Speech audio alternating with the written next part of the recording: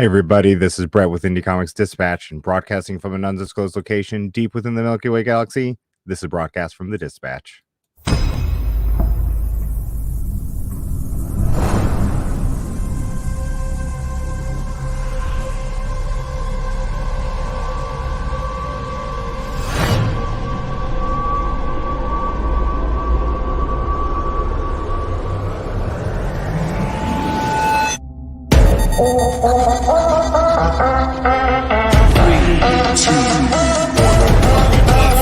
If you got a story and you want the world to know it, if you think you ready and you ain't afraid to show it, throw your hands up high, yeah, we might stand out. We always representing cause that's what it's all about. We always representing cause that's what it's all about. And if you love some indie comics, let me hear you shout. Like, just stay tuned, what's the story? Had to get that every time a brand new indie comic from the Dispatch.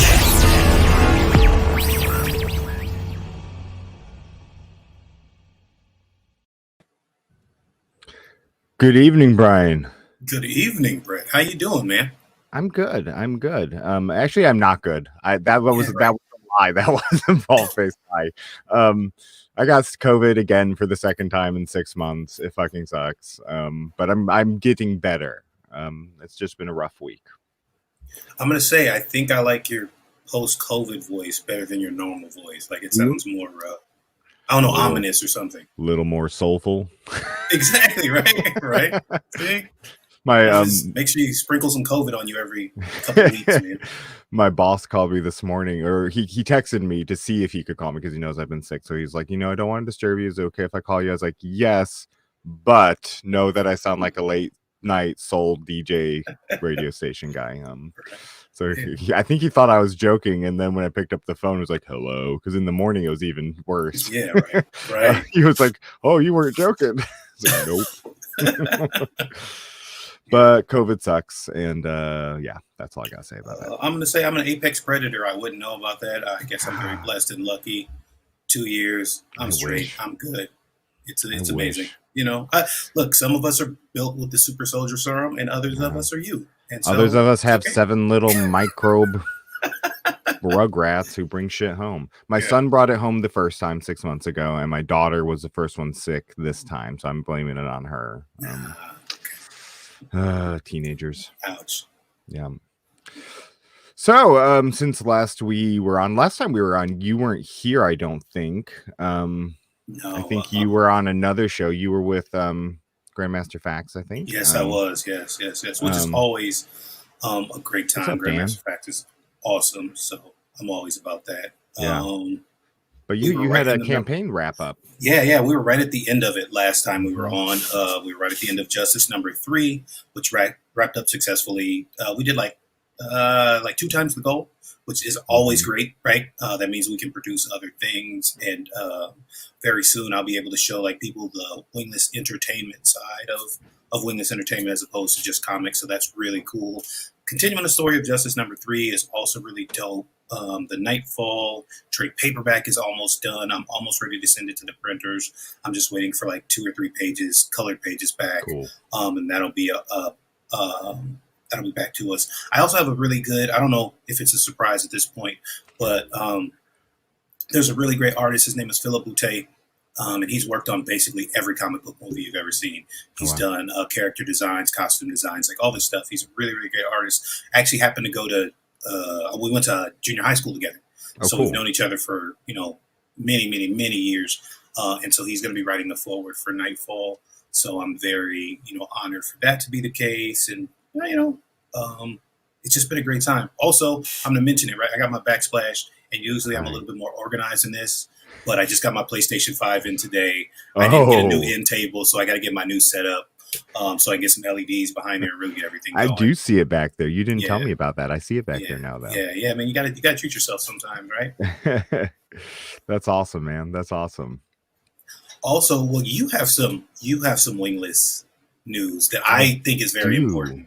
I mean, I do too. This isn't the Wingless show, but we both create for Wingless Comics, so it kind of is the Wingless show sometimes. Sometimes, right? It's our show. We can do whatever the hell we want.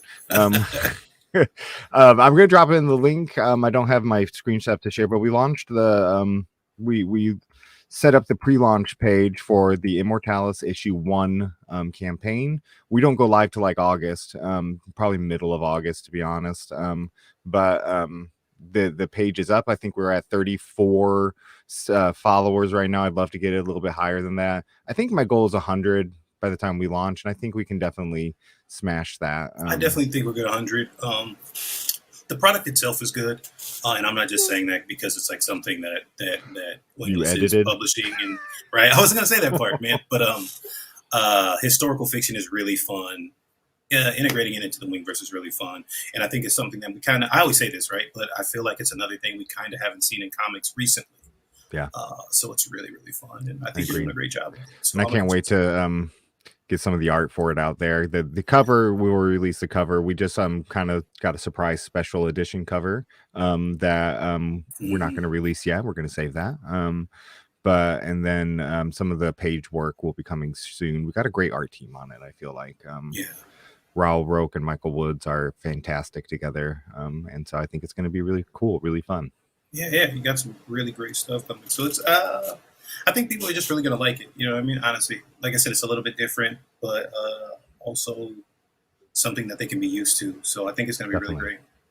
I do want to say, hey, we have a Patreon. You can support us on Patreon. We're up to, so we have this goal. It's been an old goal, but I really want 20 patrons. When we get to that point, things are pretty easy at that point.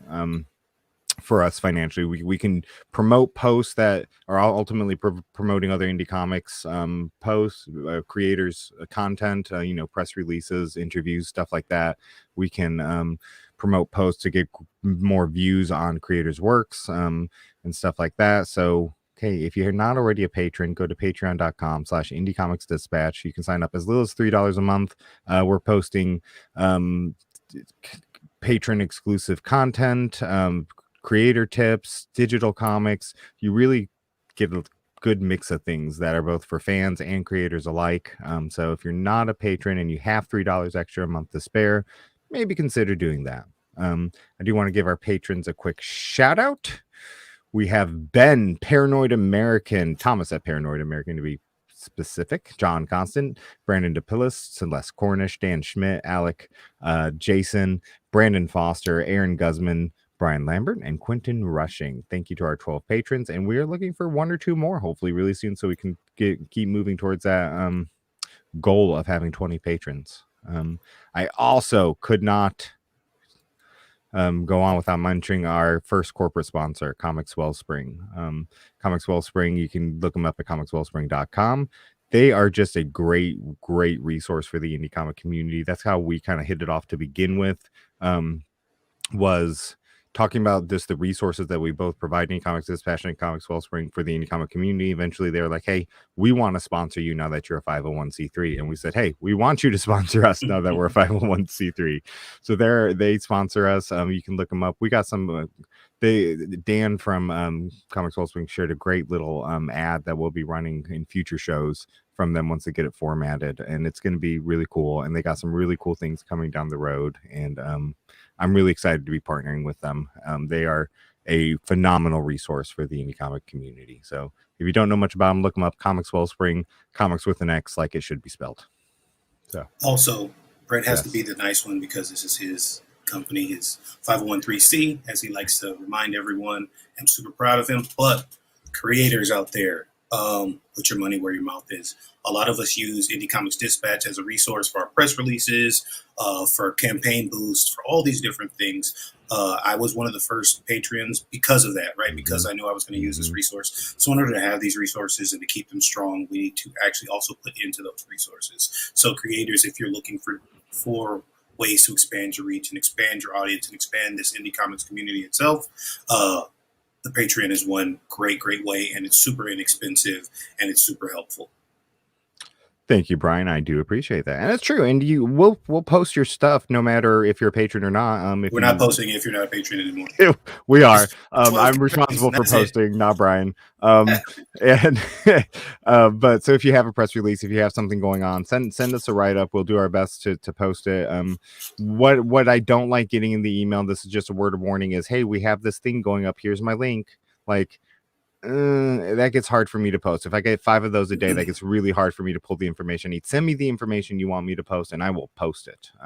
There's a lot of news going on right now, and so we've been posting a lot. Today I did take off from posting just because I slept really late today trying to recover.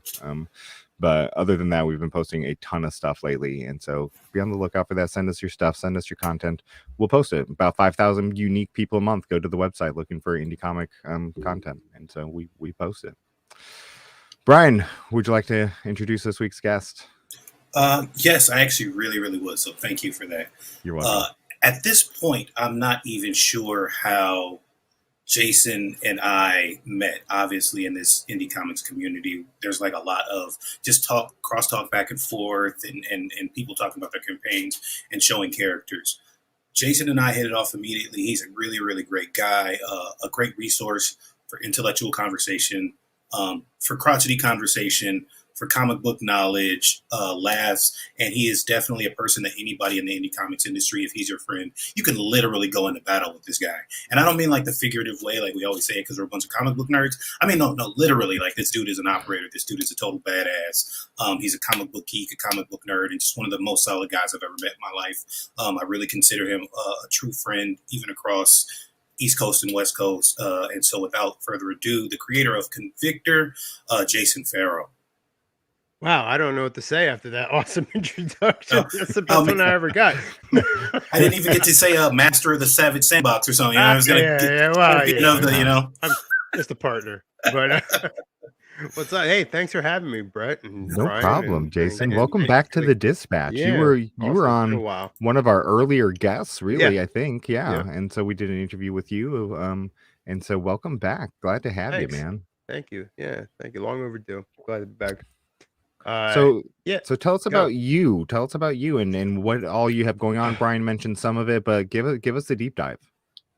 Let's see. The deepest dive. I just wrapped up my second books campaign, and we had it's like if I don't run a campaign and I don't have like major hurdles, you know what I mean? Like, is it even a campaign for me at this point? Like, it just seems like that's what happens to me, and but we got through it, and but I think as a whole, I've seen a lot of Kickstarters and stuff that are having, not all of them, but having a lot of issues with fulfillment, or artists being overbooked, people that are on the books, and then paper supply issues, and then there's all that kind of stuff that was also trickling down into the community now.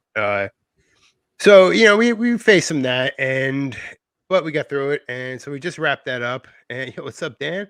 We just wrapped that up, and I had a vacation plan with my daughter. She turned 12, my youngest daughter, and so we took her. Just got back from Florida, and so now it's fulfillment time. So I was waiting on, because we had these. Not that I'm trying to. We had these ash cans made that are like my old Convictor story. Yeah, it's hard to say, but my old Convictor stories that I made when I was in the 90s, when I was a teenager. And so these things right here kind of inspired my Resurgence book. And so I was waiting on these to come because I didn't want to send out any packages without this, because I feel you could read this side by side with my latest book, because you could see where it came from. Really, the latest book came from these stories, right? And so I was waiting on it, and they gave me a shipping date, and I was like, oh, perfect. Be here before I go on vacation. Excellent. I can get a few packages out. We got the digital rewards out to everybody, but I want to get a few physicals before I left.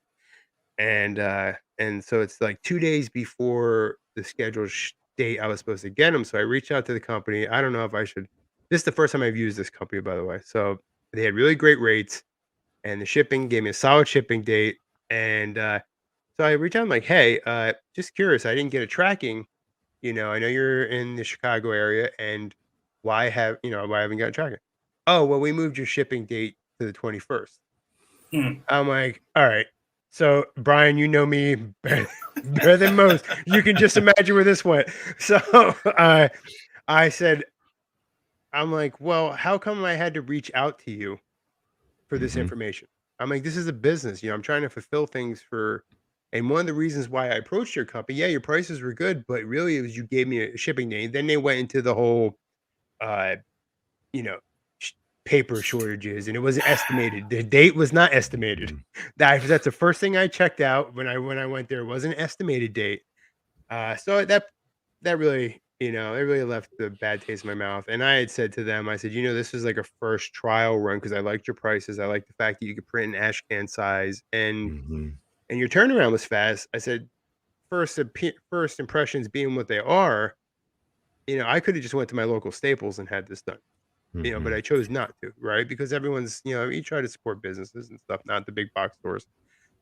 And so, needless to say, I will not be using them again. So this arrived while I was on vacation. So now I have to go and start, again. But I'm glad they're here. They're not as great as I would want them to be, but it is what it is. Lesson learned. And Well, and when you call it an ash can, you can get away with slightly lower quality. right. And, I and mean, like I said, the artwork I literally scanned from my original artwork. I didn't touch it up. I didn't do anything to it. I put it just because a lot of my old ash cans that I had made as a kid got destroyed in Hurricane Sandy. Like I had boxes of artwork, and just a tree went through the garage it was in and just saturated everything because I was unfortunately on duty, so I wasn't. At my facility, I was there for 36 hours. I wasn't able to come home, and my wife was not here, so like a lot of stuff got destroyed for us, and I lost a lot of those ash cans, and I'm really upset. And I was able to salvage these ones, and they have a lot of water damage on them and stuff. But I said, you know what? That's history. So I scanned them just the way they were. I didn't touch them up. And so yeah, you're right. You're right, Brett. You can, as an ash can, you kind of get away with it. It's literally just to show you where my new story came from. That's all it's really for. So I just came off that, like I said, just came off that campaign. So I'm excited to fulfill it. Other than that, work wise and stuff like that, I'm just doing my part. So that's all. It's just, it's just all I do.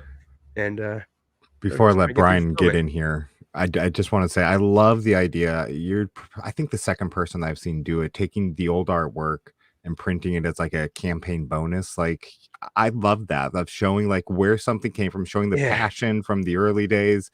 And I love that. I think that's a really cool It idea. was important to me because literally the Resurgence book, like, this book, literally this book is that story. I had two specific stories with Comictor facing, the Trident's gang in my universe, facing two sets of them that I made in the 90s. So I wanted to do this book.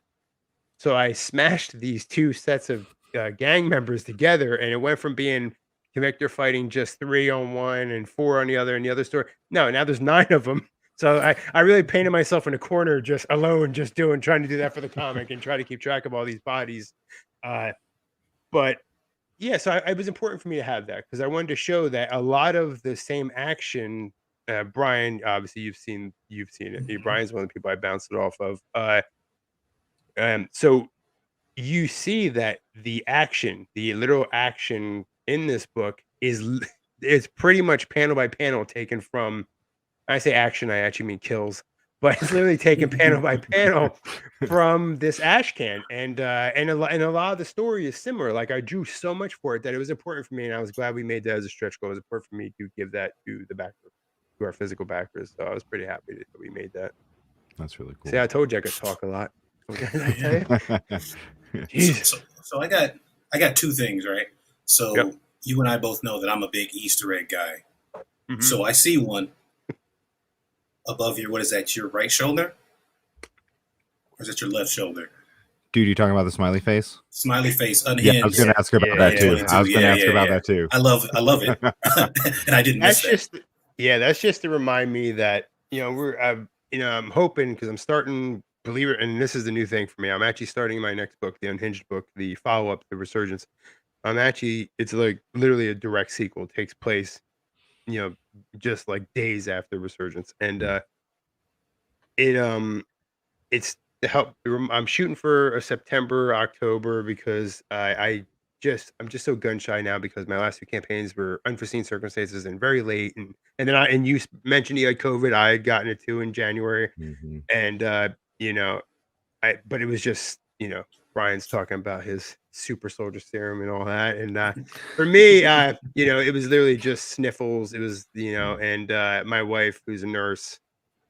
She's like, you have, because everybody it ran through my job, right? Because I work on a team, and so she's like, you have to get tested, and I'm like, it's just sniffles. It was literally just sniffles and a headache. Yeah, I have that a million times a year, especially with allergies. Yep. I've seen, year round allergies. So she takes the test. She's like, see, you had it. I'm like, man, 2 years. I had a good run. I had a good run, Right. and I caught it because some guy on my team was out drinking with Russians. So, and not because I'm not saying anything political. I'm not saying because of world events. I'm just saying that's literally what it happened. So there, I'm switching to digital because I do traditional art, and it takes a lot of time traditionally. For me, it's I have I have a full-time job like all of us do. I work 12 hours a day, 13 hours a day, and so if I could save a step, because right now when I do my artwork, it's pencils, right? And then you God forbid you have to erase or whatever, and then it's inks and stuff. So if I could save a step digitally, I'm gonna try. Thanks, Dennis. I'm gonna try to do this one digitally. Plus, I want to learn the medium. I have done some digital artwork. I just want to see what it's like, but I'm gonna miss having the art boards when I'm done. Like that's my favorite thing of being a traditional artist. I have binders that are literally these comic books, but I'm gonna try it. Hopefully it makes it go a little quicker. And I don't wanna, you know, I don't wanna count my chickens for that. So let's see what happens. So we're shooting for fall. That helps. So Nice, nice. The other thing that I always loved about Convictor itself, and we've talked. I think we talked about this last time on the Dispatch, is the fact that it's very, like you said, you started in the '90s, and I always felt like it's very Eastman and Laird inspired in terms of like most feel definitely. Yep. and kind of mode and kind of updating that Yep. Till now. So what's that process and that mindset like for you? I originally the Convictor was something that believe it, like I was like 10 or awesome, Brad. It's coming, I promise. I I was like I think I was like 10 or 11. A friend of mine drew me a Punisher in like middle school, gave it to me. I was like, "Oh, this is cool. Punisher's cool." And then I was like, "What if I just moved the skull from his chest to his face?" So I kind of play with that. So, fast forward, you're right. Eastman Lard is a massive influence to me because I didn't know what indie comics were. It was either Marvel or DC when I was a kid, right? And I remember going to the bookstore, a comic book store, your parents, you get your allowance, you go like, all right, I'm buying a comic. I saw this black and white comic book, like, this Ninja Turtles. I go, what it was like 86 or whatever. I'm like, what the hell is a Ninja Turtle, right? It blew my mind. It was because it wasn't Marvel and it wasn't DC. So I was like, wow, I was so immersed into the Ninja Turtle stuff that that my character was already had a lot of influences from Snake Eyes and Daredevil and stuff like this. And then after the Ninja Turtles, I'm like, oh no, he needs tassels on his mask. So that's where that came from. And so he kind of grew with it. And yeah, I really cut my teeth on those books. And I always take that as a massive compliment because I am absolutely, what's up, Jerry? I am absolutely they definitely steer how I am. Like there's other stuff that influence, McFarlane, of course, later on with all the detail work that he does. Like if you notice anything about my art, I very much like putting grit. I call it grit. Everything's got grit on it. There's like specks and scratches, and I just to build depth on whatever you do. And also another influence was if anybody's familiar with the Faust comics, like Faust, like are hardcore. Like that's like black and white. And that really steered me from a particular genre where I went into, wow, ultra violence. Comics are violent sometimes, but Faust comics are like ultra violent. So, I started adding curse words and all that stuff in the 90s. And, so yeah, that's true. So right now, I I pull all these influences, and for me, the Convictor, like you said, he's definitely an amalgam of these things for sure. And I want, I may have created him, but I really cut my teeth and really developed who he is now in the 90s. And everyone, I get a lot of compliments that the Convictor is very 90s esque. And I'm like, good, because that's what I want. And that's what Resurgence is, very similar to a 90s ultra violence kind of. It's not Hunter's Moon. I try telling everybody that. I'm like, Hunter's Moon was kind of for the kids, and this is not. It even comes with a warning label. So it's a little. Well, Brian, it's I a. would say little. I really, I've read it. I don't know if yeah. little is. I said I literally turned everything up about 6 or 7 notches, and because it's the way. If you look at my older book, my Ash Cans, that's how it was. So I kind of wanted to get back to that because that felt like home for me. Hunter's Moon, I was kind of pressured a little bit because it took this Resurgence was supposed to be my first book, but Hunter's Moon kind of grew on its own. From we did, with some stuff on Instagram and just kind of grew a story out of it, and it kind of took a life on its own. So I ran with it because it was popular. And I'm very proud of that story. Just the fact that I created a story literally out of thin air, pitting my action anti-hero kind, guy against, a werewolf for gosh sakes. And so I'm proud of the writing in that because I was able to create something that fit my universe. So that's where it's kind of where I'm at now with Resurgence. That's the level you can expect going forward of those books. They're definitely violent, and just to bring that, the Convictor this man can't be running around with a sword and all the stuff he has and all this stuff he can't be doing without being violent. You know what I mean? So I need to show that. I wanted impact in the comic. I like to think I did it, and I want people to be surprised when they turn the page and see that oh my god, I didn't think he was going to do that, or wow, that was really graphic.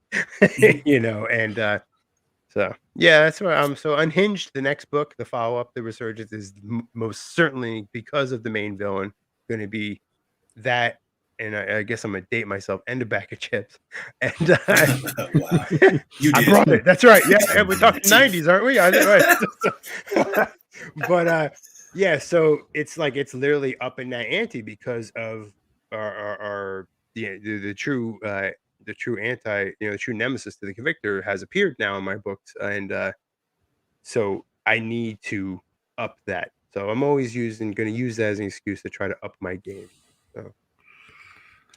So I want to ask you a question, Jason, because I'm writing my first. I've written my first. The script's done. Mm-hmm. I get to hand that off, because I'm no artist at all. I get to hand that off, and so there's plus. I feel like there's an emotional way that I get to hand off at the end of that. You're in it. You're artist. You're writer. You carry the whole load. So how is that for you? How do you balance it? Like, it's rough. It's rough in the sense that sometimes my Brian knows we've talked about this. My books always grow pages because I'll write an outline and then I'll write a rough script and then I'll fine tune the script. And no problem. Everything looks great when it's scripted out. But now I'm the artist. So if I hand it off to another artist, yeah, he's going to follow the script, but I'm the artist and it's my character and it's my world. So when I'm drawing it, happens more times than I'd like to say. I get to a thing and I was like, you know what? This needs another panel, this action, or maybe it needs another page. Because I wanted to really, because when you write something looks one way, but you really want to sell impact, or you want to sell the just the action, right? So that happens a lot to me. That is, I don't know if it's to anybody else, any other creators that are writers and artists of their own stuff out there, but I could tell you it happens to me a lot. And sometimes, like I said, and it sometimes it helps pacing, and sometimes it it can bog it down, and you got to find that line, and you have to go back and look at it. So I'm famous for doing 3 or 4 rewrites of something or adding pages. I never take pages out. My books always, I'm like, it's gonna be like 32 pages, or 36, whatever. I don't think Victor punched this guy enough in the face, so that's basically how it goes. So that's what it is for me as the writer and artist. you know. So, but it is satisfying to when it's done and I look at it and and like it's that's me. You know, what I mean, I did Mhm. that. I mean, I didn't color it. Now I know my limitations, and that is Right. certainly one of them. Someday I'll get that around to doing that. But yeah, so that's how I feel about it. And I'm sure if I just hand off one of my previous scripts, it would get done. But I'm my own worst critic, like anybody that's an artist, right? Anybody Mhm. that's a creator, you're never satisfied with your product, and I think that's what keeps your edge. You Mhm. know that yeah. I had to teach myself through Hunter's Moon that good enough is fine Right. because I end up beating myself into really up about trying to make it perfect. Instead, I'm trying to make it perfect so everyone else will think it's perfect if I think it's perfect, and I think that's the bane of most creators. Mhm. And so I had to understand like when it's good is good enough. It's never gonna be perfect because you're never gonna be happy as a creator, right? So that's I learned that through Hunter's Moon, and it was a lot. I applied it mostly through this book. So, but I did my best. I love that. So I wait a minute. I want to do my Brett voice. So There we go. Stop now, making fun. um, I'd like to talk Hey, about Dan. Savage Sandbox a little bit, right? Yeah, Mhm. sure. Because you obviously have creators that, well, I know, Brett knows, Mhm, everybody may not know them, but they're people who have been in the industry a while and putting out some mhm. pretty good product. So, what was the pathos for creating the Savage Sandbox, and what are you guys' next moves? Well, okay.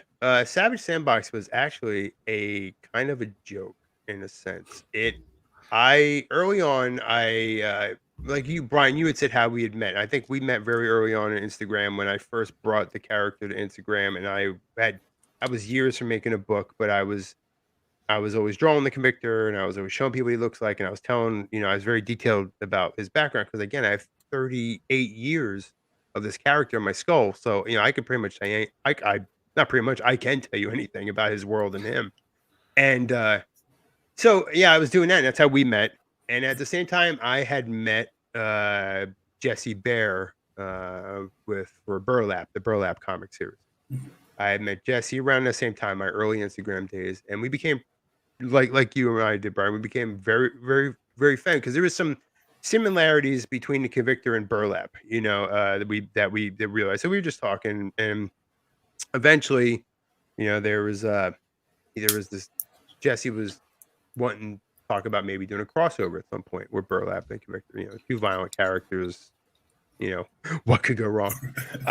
So we talked about it, and he's under Covenant Comics, and I'm under my own imprint. So Jesse had to be careful with, even though it's a creator-owned property, it's his own IP, he had to be, it couldn't be tied to the Covenant universe.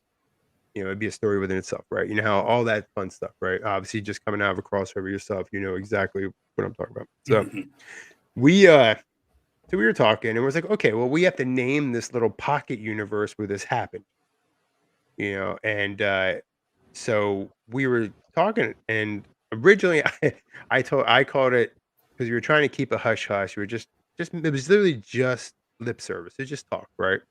But I called it secret squirrel bullshit. I said we got to keep this some secret squirrel bullshit, right?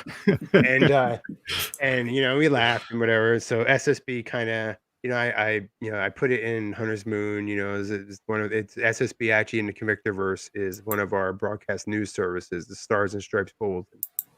But I added that into the universe just so I could have it there, right? Again, Easter eggs. I love Easter eggs. You can't touch one of my books without tripping over them. Yeah. So that's what we talked about, and then we talked more about it, and we brought in Chris Michael or Chris Elhoff from Homebrew Comics, and he came in and we were talking, and so we kind of said, why don't we just call it Savage Sandbox? Because there's a lot of similarities with Convictor and Caliber too, like not in the Mhm. sim with his character, not in the similarities like that, but Caliber, if you've anything familiar, obviously you guys are familiar with the Homebrew Comics. Caliber is literally runs off at the mouth. The character, like he constantly is sarcastic and has shit to say. Now the Convictor, if you read any of my books, you're lucky you get 4 or 5 word balloons out of him for the whole book. He doesn't really say. He does most of his talking, with his actions. And so, we were talking about maybe having a buddy cop kind of thing, or at some point, just it was all just stuff we were just kicking around. And so anyway, that's where the Savage Sandbox originally started. It was Jesse Bear, myself, and Chris Michael. And it was just what it was. It wasn't really anything but just a place for creators to spitball. That's what it was. And then it kind of grew from there because Chris is very business minded. He is literally the brains behind anything that we're doing business wise. He's the dude. And yeah, so we were just talking, and and they kind of grew. Obviously, I came into it, so Dennis Valencia followed me because he's one of our he does amazing covers for me, and he's obviously an amazing friend of mine. So he came in with it, and then so we kind of grew. It was organic. It was definitely organic. And then one day we all sitting around like, why don't we try to make this a kind of like not an imprint, because we all have our individual imprints, right? So we wanted to make it a like distribution. Chris is like, "Why work for Golden Distribution? I can get us." They're looking to get in the comics right now because originally in the D&D and role playing games, and Chris is like, they want to make a hard move to comics, and they knew Chris was an artist, so they approached Chris, and Chris like, actually, I have these X amount of creators, so it kind of organically just grew into this just hodgepodge of we got get our boys from Australia, and you got me, Jerry from E4 Comics is in New York. I'm in Jersey. You obviously we have Drew is Indiana, and you got Chris is from North Carolina, you have Dennis is from South Carolina, we have Slate Boys, we have Jerry Cooley now who's from Mississippi. And so we just grew into this thing. And I always tell people at Comic Cons and stuff, and they ask what the Savage Sandbox is, I'm like, think Image Comics, but not as cool or influential. That's what I tell everybody. I said, and hopefully without the infighting. That's what we try to tell people. And so it's just, and Chris really got us a lot of awesome distribution channels. Chris is like super motivated. He's very business minded. And his hustle is real when it comes to that, and everything that we have distribution wise is literally from Chris. It's without doubt. And we had some shifting of members. Some people had moved on, and that happens with anything. But yeah, so that's where we're at. It's just something that grew like that, and it just all 100% organic, all of it, and it just, so we don't know where it's going. We're just it helps us distribution, it helps get our books in comic shops and stuff like that, which is that's the goal, I think, for anybody really. You want to be in a local comic shop, so that's where we're heading. So we're just trying to. I'm glad you asked about Savage Sandbox, Brian, because I was going to ask. I've seen a lot of not a lot, but a handful of other similar people try to start a thing like this, and it either falls apart or they kind of are stuck in this constant loop of reinventing themselves, or not looking for drama here, but how do you? We're all creators. There's all egos, right? Drama. Brian knows that. I was like, oh, we're not. Once we're not looking for drama, what is this? Creators have egos. If we're not doing drama, I'm leaving. Okay, sorry. So we'll do drama. Creators have egos. Like, how do you guys keep it in check as a group? I think our number one concern when we got together was we weren't really looking to smash our universes together. That's not what we were trying to do. Crossovers were talked about. And if we ever do anything in the Savage Sandbox, we've kidded about at the once we're more we feel like we have more steam under behind us. Maybe once at the end of the year we'll do like an annual type of thing where maybe you have like a crossover, and but we have to be careful because we don't want to oversaturate our characters for their own universes and have the same crossover, the same characters. And so we have a lot of real discussions like that. And our discussions are based on worst case scenarios too. We talk about, and I mean, that's just the nature of my employment, my real world employment. Like so we talk about that a lot as because not everything is daisies and everything is flowers. It's not. And you can't go like that with some of, these other groups. I don't know how their discussions work, whether reinventing or whatever, rebranding, whatever they're doing. For us, we talk worst case. We talk about how could this be terrible? How could it get terrible? And I like to think that for the most part, we don't have a lot of egos in the group, and I think we are very select on who we bring in. And we only try to keep the circle small. If there's an opening, if somebody leaves, then we look out and bring, we have, and all of our discussions are community based.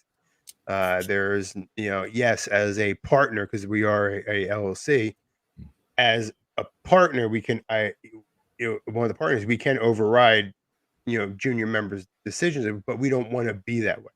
You know what I mean? We try to have everyone has a say in the Savage Sandbox. And when we talk about bringing somebody in, we have a group chat and we talk. What do you think about this person? And we hear the pros, we hear the cons, and realistically, we vote. And I think that's what keeps us real. Like it's not one person calling the shots. Do you have partners, Yes, you do. And everybody else is a member, as a junior. You do, but we don't act like that. I don't want to come in here and be like, well, I'm, they call me SSB Prime, but I know it's just, I mean, I don't, or I don't go in there and say, hey, this is, put my foot down and stuff like that. No, I don't want to do that because I want everyone to have a voice because that is a true partnership. And I think that if you start stepping on toes, you start getting resentment and things like that. So we try to steer, and we do use these other groups as, unfortunately, cautionary tales. We do view them as such, and but we're not trying again. We're not trying to smash our universe together. We're not trying to oversaturate our characters amongst each other. We like the separateness of it, And again, it's really just for distribution. We all have our own imprints, and we all have our own way we're moving in our own universes and stuff. That it's hard. You start pushing that stuff together, and then you're creating rules that you're going to have to live by. Instead of the rules of your universe, now I'm gonna have to live rules by 8 other guys' universes if we don't have if we start deciding that they all live in a shared reality. So I we think didn't want to do that. I think if you're listening to this on the podcast or you're listening to this live, go back and listen because Jason, if you have any idea of doing something similar, Jason just dropped a lot of wisdom in that fairly short answer that I think a lot of groups and a lot of conglomerates of creators could really learn from. So I lift the Savage Sandbox up as a great example of how to do what you guys. Yeah, we're not trying to be image. We're just trying to we're just we don't I don't nobody and we I think the other thing is too we keep each other in check. Like that's another thing. Like if somebody's getting a little bit big for their britches, which actually hasn't happened, but there is a lot of sophomore kind of stuff that goes on. And just it just we try to keep it light, and we don't try to we really don't try to be so heavy on what we're doing. But I think that's part of our success. Honestly, I think that we're all single-minded. Everything's discussion based, and we are just looking to better all of us. Everything is done for the benefit of all of the members, not some of them. And that's where we try to keep that. Well, that is our mantra, an official mantra that it's, literally one for all. So, and all for one, is quote the Three Musketeers. But I love it. I love it. Thanks. I'm a totalitarian, so everything you say, I stopped listening to. I was gonna say none of that applies to Brian, Windows. you and I have had a lot of conversations. You absolutely know that it's hard for me to turn over control to anybody because we're very similar personality types. Yes, and I think that's one of the reasons we get along so well. But it's just right. It is refreshing though sometimes to step back and say, okay, I'm not the only voice here, or Chris isn't the only voice, or or so I like to see us it's just about growing. That's all. And we're not trying to be image again. We're not trying to beat anybody else that is. They may view us as competition. We don't view anyone as competition because we're not in it to competition. We're in it as we're a community. This is indie comics. It's a community. It's not a competition. If you view it as such, to the point where you're trying to emulate what someone else is doing instead of trying to grow your own product, that's you're just gonna fail. I mean, that's just that's just you can look at we all know 5 or 6 creators that's happened to, I'm sure, and just because the community is small. And but yeah, so we definitely just try to be that way. I also think that one thing that you didn't highlight, but it's very true. And again, we've known each other as we kind of came up in this indie thing. Finding your actual group. Right. A lot of the groups, like Brett mentioned, that have these things and go into them, they just find like the first 5 or 6 people that they connect with, right? Like you and I are really great friends, but did we go into business together? No. But do we consult each other about business? 100%, right? So I think that a lot of these groups will just, the first 5 people they meet, they're like, we're going to make a new universe and we're going to have 400 characters and we're going to do and we're going to do. Mm-hmm. And those aren't really the people that you're going to connect with. My personal history of having worked with 2 or 3 different groups of people is it's public knowledge, right? And that doesn't mean that those groups are bad or I'm bad. It just means that you have to find that correct mix in order for everyone to grow. Well, I am bad, but that's a whole different fucking subject. Yeah. Right. Yeah. No, and you're right. And I think that what you did right. You just don't jump. I hate this fact. You don't jump into bed with the first couple people that or have semi-similar views as you. You don't do that. And like I said, we were lucky. It was organic, and there were some bumps, and we had to let some folks go, and because they didn't share that community mindset that we're trying to do. And but yeah, it's just you can't just be like, hey, wow, you like my book? I like your book too. Let's start a company. Yeah, I mean that's. I don't. But you see it every day. How about that? A bunch of people do that. You see it a lot. You see it a lot. It took a long time for like us guys to kind of mitigate together and just decide that it's more than just a place where we shared ideas and bounce things off there. It took a while to grow into what it's becoming. So yeah, now I hear you. And, that's really the struggle, right? It is a struggle, and you just gotta wade through it, and you just gotta understand that that. I don't view it as a competition. I don't look at, your books, Brian. I don't like your books versus my books. I don't do that because I think the community is vast enough. It's small, yes, vast enough that there's a piece for everyone. Like Jerry just said, everyone can eat. There is a piece for everybody at this table without you having to bite the hand of the person sitting next to you. Mm-hmm. And some people they just don't get that shit. They just don't. And whatever. So I'm just waiting for Convictor clone to show up at some point. It's gonna happen, all right? I mean, it's just, I think it did happen. I was like, it didn't happen. Yeah, are you sure? Was it? I forgot about that. I remember that. Yeah, that was hey dude, that kid, he sends me a thing. He's like, oh, you're the owner? I'm like, yeah, you followed me. No, I didn't know you owned it. I was like, what part you didn't get where it says created by under my bio? Right. Yeah, it's like, nice try, bro. But it's just whatever. People are weird. When are we gonna get that Convictor versus Caliburn ash can? I mean, because it's only 2 years out. I mean, we talked about it a while ago. Yeah, you wanted beef, so now you got it. That's funny. I got it. I meant it. I'm gonna talk to you about it live right now. Hell with it. So you guys had that other Indie Comics Dispatch brawl that was Omen versus Caliber from Homebrewed, right? Mm-hmm. Yeah. So they took that story and they're making it into like a mini comic. Mm-hmm. And I said to him, like, listen, I said to Chris, I said, if there's anybody that needs this as a mini comic, it's Brian and I.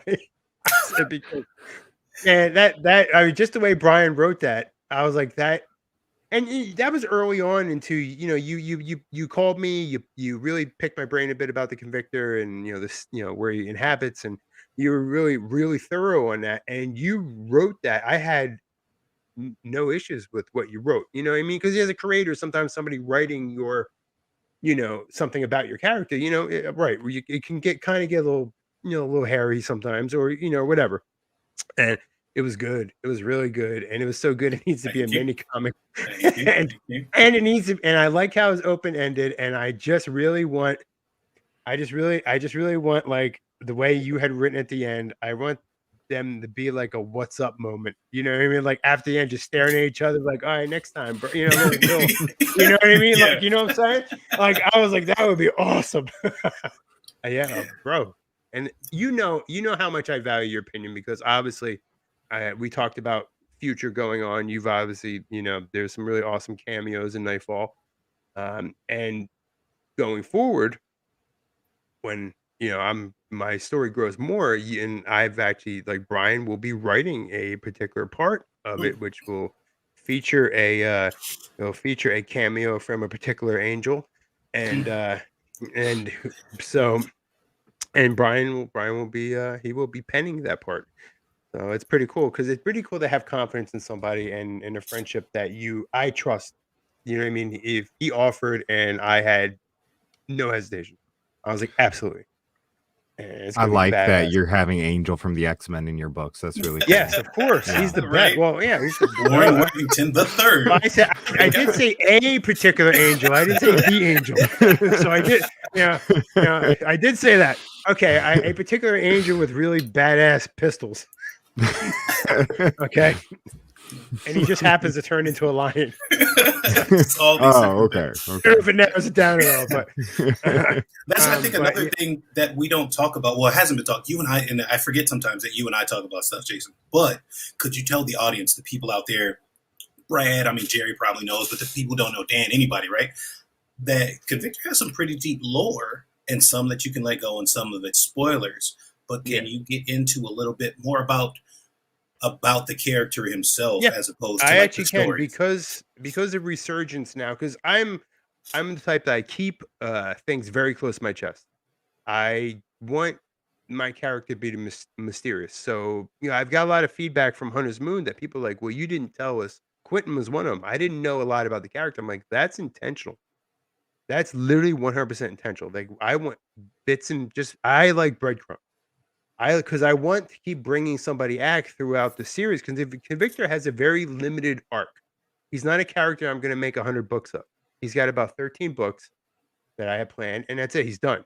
And because I have other characters that I want to explore, and so the Convictor story has always been finite. It always has a beginning and an end, and he, so I was, I was waiting, and I didn't leave. The Hunter's Moon gave a little bit. Hunter's Moon. My goal for Hunter's Moon was to show that he was an individual that, then I can say it now, and it hasn't really, that he was gifted with unbreakable will for whatever reason I can't say yet, but he's not superhuman, but his willpower is. So like I always say, for the Convictor, it's his greatest strength and his greatest weakness. Yeah, because he will literally die before his will breaks. And so I so I breadcrumbs, right? Breadcrumbs. And so in this next book, in Resurgence, I elaborated more, because in Hunter's Moon there was just a little blurb where suddenly someone spoke to him, because he was in dire circumstance, that if there wasn't intervention, he literally would have died in that book. And because of what I mentioned before. This book explores that more. There's more of that dialogue, and we call her the she, but she's a goddess. She's a primordial goddess, and an ancient god herself. And she was originally banished from this earth, and she was able to she's a goddess of retribution, and what I call vengeful fate. Like, it's kind of like she's very order based, and so for her, things are black and white. You're bad. You reach a certain level of where we use the term irredeemable. You reach a certain level where you are not able to redeem yourself. She would have done it herself. Obviously, she's no longer here. She sends one of her avatars, one of her proxies, to purge you because she wants a clean earth for when she comes back. That's what she wants, right? So we explore a lot more of that in research. You hear her talk a lot more. She drops a lot of knowledge that she was once walked this planet, and that men are still vile and evil, and all the things that she's seeing through the convictor. Convictor knows nothing about it. The convictor is still at this point. He has no idea this person talks. There is no connect. He doesn't. It's subconscious at best. She influences his actions, which you'll see in this book. But it's subconscious, right? So what ends up happening was he's an avatar. Unwittingly, he's an avatar. What originally happened to him, he was an orphan. He was raised in the system of Gut City. He, was at 18, he was kicked out of the system. He enlisted in the military. And because of his will and his, determination to how he is, he became an excellent soldier. So much where he rose up through the ranks of the Ranger program and became a special operations soldier with the U.S. Army. And because he was so good, he was given this prototype suit to go and test out in the field. Like this nanite infused suit they're going to go out there. And if it became a successful trial run, they were going to mass produce for all special operations forces, So the suit's main goal is to help the operator, the wearer, survive. It's always learning. It's always adapting. That's what it does. So long story short, just perfect convictor. Everyone gets killed in his fire team. His first mission out, he gets attacked by on the mountains of Afghanistan, China border. He gets attacked by a rogue terrorist ninja cell. Yes, those are too in Afghanistan apparently. So the Spider Clan, and his team is saved. He's able to survive the onslaught and do very well because of the suit and because of his willpower. But he is a soldier. He's not very martial art prowess. Doesn't know about swords and all this stuff. So once the weapons run out, it was a really bad time for him.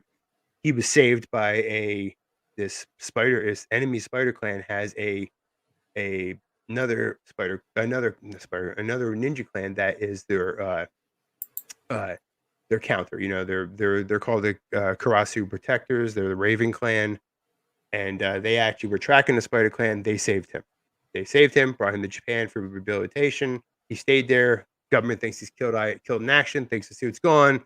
Convictor stays there, finds a family. Right, that's the whole story. Because it was a man. There's a lot of hardship in his life. He finally found an adopted father in his family. He married within a fellow warrior in his family. And so he found a home. He said, "You know what? The government thinks I'm dead. I'm going to stay here." Spider Clan comes back for revenge because they realized that he wasn't dead, and all this, all that awesome, revenge stuff, right? So they murder everybody. Again, he loses everyone. He lost his brothers in the military, his team, and now he loses everyone: his wife, his father figure, everything. And then at that point, he's once again left alone. So what he does, if I'm getting long-winded, just tell me. So what he does is, this is 38 years of story. So, do it in 5 minutes. Hurry it up. Yeah, there's people are like elevator pitch. I'm like, is it like a 40-story building? Because that's like, so I was like, so he's lost everything, and so he did this ritual that he had knew about that he trained in this clan. It was they call it the Shinyan. It's a mindset ritual. It's something a ninja warrior would do he knows he's going on a suicide mission. So it puts his mind in a particular way where it's tunnel vision. The mission is all that matters, and if he's going to perish. It's just one of those things, and it dulls the pain, all these kind of things. So he does this. He didn't know the ritual. He just knew about it. He half-assed it, and it opened him up to the goddess, because then she was able to realize that there's somebody here that is perfect because of his will, because of his war fighting and his martial arts prowess, and he has this will that will not quit. He would be the perfect avatar. So she attaches himself to him. He has no idea.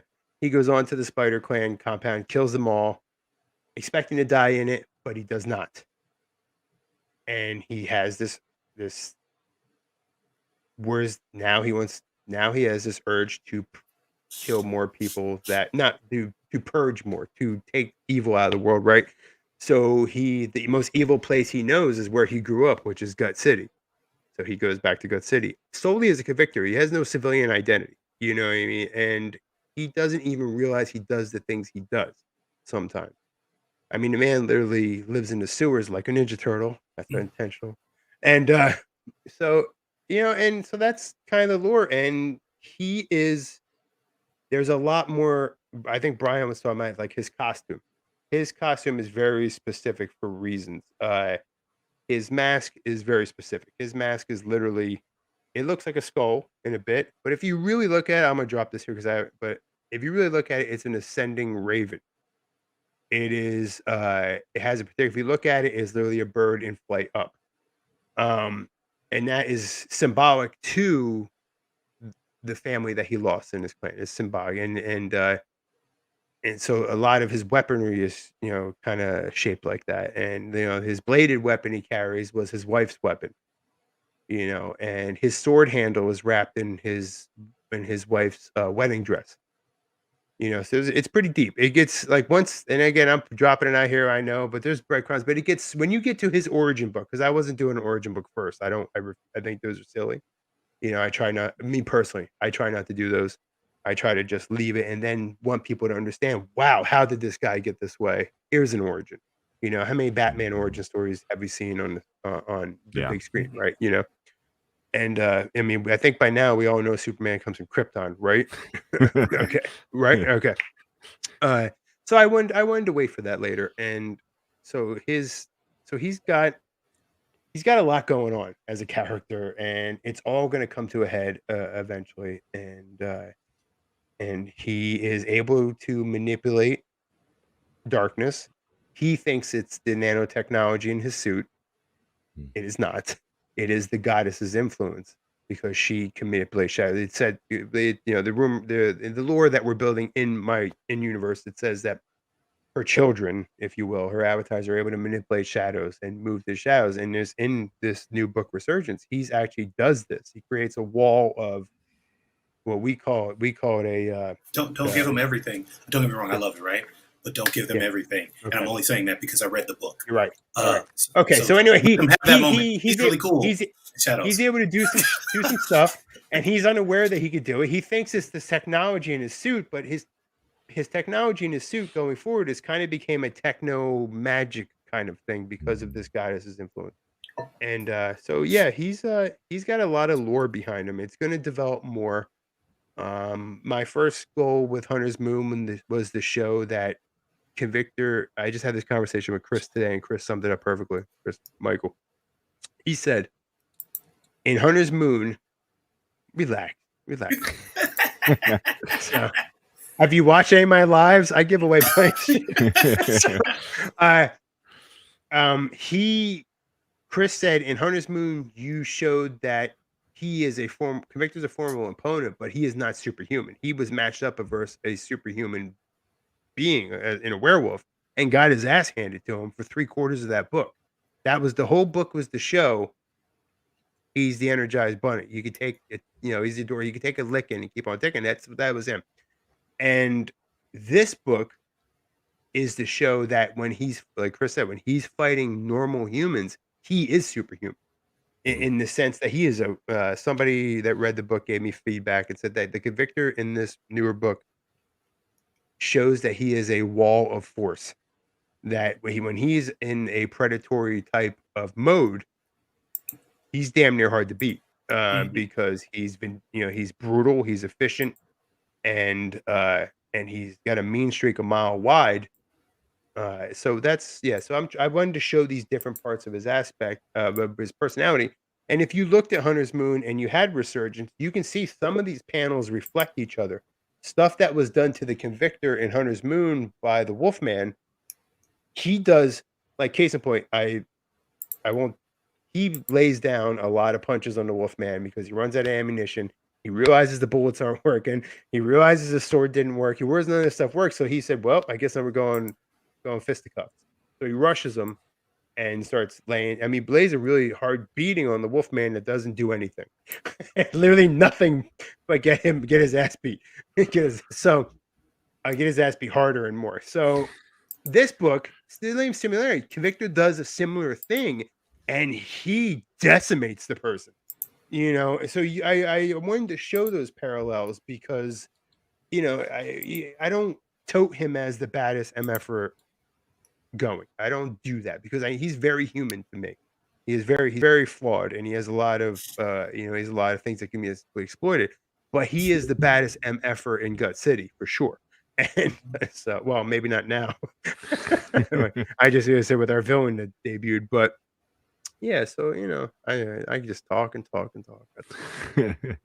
I love love to it. talk. I love the deep lore, though. I love it. I man, it's because I got 38 years of it. I Yeah. just constantly And I refining, think constantly. that's awesome. Yeah, Like it's crazy. It's a lot to carry sometimes. so we But are over an hour. But yeah, I want to get you to give, because you've been carrying this character for 38 years. yep, You yep, more recently got into producing it for real, yep, like in a published form. What's your right. best tip to somebody who is kind of in a similar situation? They have this character, they've been carrying it, they want to do something with it. What advice would you give that person? I can, I just was at a Comic-Con with Jerry from E4 Comics, not a couple weeks ago, and I heard this little kid. I think he was 10 years old, and his dad was like, he was talking to the across the way from us, and he was actually talking to Keith Williams, who drew the Phantom of, you guys know Keith, right? And he's talking to Keith, and Keith's talking to him, and the kid's like, "Yeah, I'm drawing, and sometimes it's really hard, and all the stuff that you go through because you don't think you're ever gonna do anything at 10 years old." So I get up and walked over to him. I said, "Listen, look at me. I'm 50 years old. I'm old as hell, and I took about 20 plus years off because I raised a family. It was something I did as a kid. Whatever. Never left my mind, but just whatever." I said, "Don't quit. Do not quit." I said, "Just keep doing it. Don't give up on it, and never step away from it for longer than a few months." And I gave him, I was like, here's your proof. I gave him a copy uh, of Hunter's Moon. I said, "This should show you don't give up. I made this when I was 48 years old." I said, "So don't stop." And that kid, his eyes lit up, and he was like, "Really? I can have this?" I'm like, "Yes. I want you to use this as motivation." And Keith was like, "Man, that's the coolest thing I ever seen." I'm like, "No," I said, "I didn't want somebody would have done that for me. I probably wouldn't have quit." Mhm. And but you just, you're busy. You're like, I got a family now. I have a job. I just, all this stuff. I just can't do it. So my biggest piece of advice is if it's your dream, don't let go of it. And I still, I look over here and I have like 2 books to my name now when I always thought I was going to do one. And I didn't even think I was going to do that. And now like 12-year-old me is elated, because he said, one day I'm going to make a real comic, and one day people are going to know who my character is, and it's going to be in a comic book shop or whatever, and people are going to want to read it and are going to recognize the name. And it just blew my mind that it took me that long to do it, and I did it. And it's still surreal to me a little bit. And so I want this little man to know that, hey, dude, like, don't you can do it. Like, just don't take, because I suffered that 20-year layoff. Really, my art suffered. I just could imagine what I would have created if I just would have kept at it. But everything happens for a reason. It is what it is. I'm very much view life as such. And so yeah, my job is my opinion, sorry, is most certainly that do not give up on yourself. Things get tough. Learn your craft. Learn the basics of your craft, man, because Lord knows I see a lot of that where people are like, I can draw. I'm like, yeah, but you need to crack open an anatomy book. Yeah, you're right. Yeah. We've all seen them, right? I mean, Yep. yeah, it's like you need to really learn. Everybody wants to be an artist first instead of learning the craft. They want to have a book instead of being an artist. They're not You are one and so the right. same. Yeah, they are literally not one and the same. No. I mean, that's those years before I made Hunter's Moon, I was just drawing and posting pictures of Convictor, just trying to get some level of where I wanted to be back. I retaught myself anatomy. I retaught perspective, which I hate Mhm. perspective. Uh, I shading and inking and all. I mean, that's just the basics. And so, yeah, definitely piece of advice. If you got an OC, that's awesome. If you always want to make a comic, don't give up on it ever. But if you want people to be invested in your character, you have to invest in your character. And Mhm. and like I said, one of the best pieces of advice I ever got was if you want people to be passionate about your character, you have to be passionate about it. You Mhm. want them to care about it because you care about it, then they can invest the time in the character. Mhm. And that's huge because you can see where some people you no, you're never too old. No way, Nope. Brad. Do it. Do it. Come on. Yeah, you definitely do. Like I said, I got a fire under my ass because I'm 50 and I don't want to be dead before my books are done. So so now I'm all worried, right? So I was like, oh my God, I gotta I gotta really get cracking on this. But yeah, I just don't give up on it. Learn your craft, be passionate when you speak about your character because the Convictor's early success for my first campaign was solely because, from what I've been told, because people cared about because I cared about. I talked Mhm. about it. I was passionate every time I talked about it, and I still am. He means a lot to me, and uh, so yeah, definitely, most definitely, don't give up. Be passionate. Learn your I craft. I love that you have to care about your character for other people to care about your character. Because Brian and I have had discussions recently about it. No names, a particular creator who only ever posts negative stuff about their own character or posts about it in a very negative way to draw attention to stuff. And Mhm. like, Mhm. who's going to care about that if all you're ever Right. doing is bringing it up in a negative way? Yeah. Like, I don't know. But creators You get know, stuck in that cycle sometimes. yeah. People told me it's because I was doing these lives and I would just do Convictor Hmm. lives. I would just talk about the Convictor. Hmm. They'd ask questions. I'd just do them on Instagram and I just start blah, blah, blah, just like I'm blabbing now. And I would do it and people really gravitated towards it. Like I didn't think anybody would give two shits about a character that I made. You know what I mean? It still blows my No, yeah. mind that people are like, it's still just unreal to me. It's still, and it keeps me, I use it to keep me humble, because at the end of the day, I have to remember that the only person that cared about this character was me, from the get, and now people, hey, he has a following. I, I've if he's again, this is not toot my horn, but if people hear the name more than they have, it's mentioned. Most people will recognize the name, or Hmm. at least have heard something about it, right? And so that's I never thought I'd be anywhere near that. Like that's crazy to me. And I was just a kid drawing this shit in a notebook, man. But it's crazy. That's awesome. Brian, you got anything to add before we let Jason plug where people can find him and follow him and buy his books? I think Jason has actually covered it all, man. And He I just has. really, Jason I talks a lot. love talking to this guy, man. So, you know, it's awesome. Yeah, he's my dude. He knows it. So, Well, Jason, let everybody know where they can find you, where they can follow yeah. you, how can they support you, all the Right. things. I think the best place you can find me is Instagram. I have about 500 of them. Uh, You so you do. can get me at Instagram, the Convictor. Convictor, or you just type in Convictor Comics, it'll pop up. That's me. That's my main profile. You can also get me right here, Pharaoh's Creative Studios on Instagram, or convictorcomics.com, or pharaohscreativestudios.com. All the .coms. You can find me there. Also, we have a YouTube channel, Pharaoh's Creative Studios on YouTube. You can find us there too. So, and I'm one of those guys. I'm not bigger than my fan base. So if you follow me, I follow back. I'm not.